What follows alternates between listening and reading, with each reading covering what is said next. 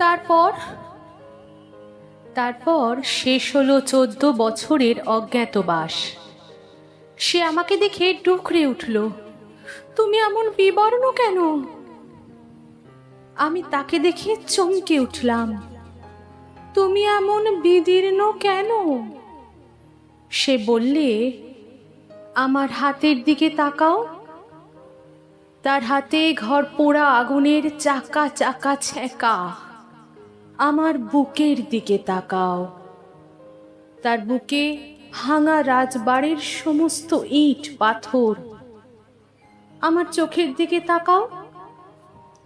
তার চোখে উপুড় হয়ে আছে দুটো মরা ভ্রমর।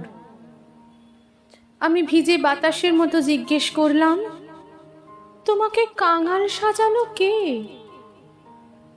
সে পাতা ঝরার শব্দে জানালো, স্বপ্নের দরজা খুলে দিয়েছিলাম যাকে।